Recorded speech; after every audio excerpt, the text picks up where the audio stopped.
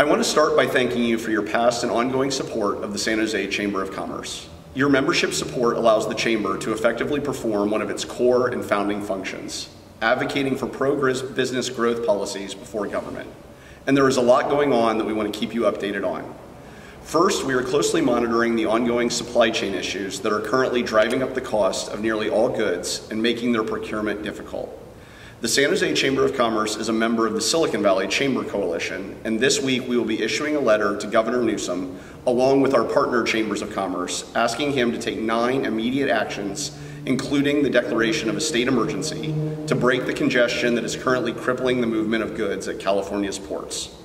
California is the intake point for 40% of the nation's imports, and policies here truly affect businesses throughout the nation.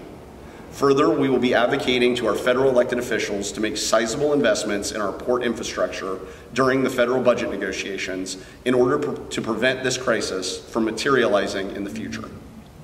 Second, we are working with 5 members of the San Jose City Council, Vice Mayor Jones and Council Members Jimenez, Davis, Esparza, and Foley, to increase grant funding for businesses and expedite permitting processes for small businesses who have been victims of predatory ADA lawsuits. And while this work is continuing, we are also working with Assemblymember Alex Lee to sponsor legislation to bring relief for ADA abuse at the state level.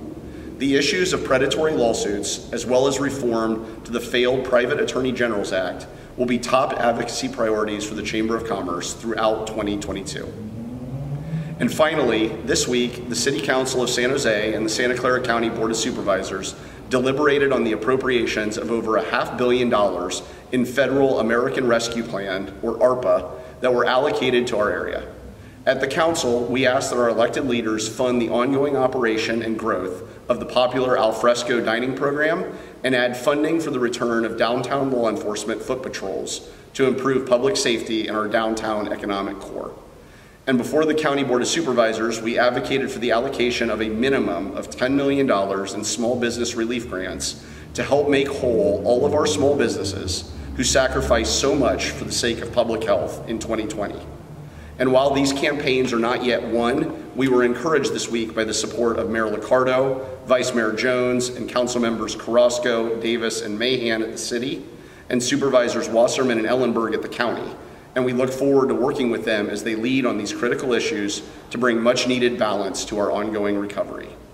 Our letters and advocacy items on all these fronts can be found in this newsletter, and we encourage you to read what we are doing on your behalf before our local, state, and federal governments.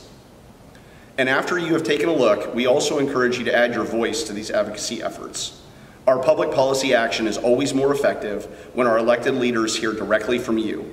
And we encourage you to email, call, and testify to make sure the voice of business is enhanced before our decision makers.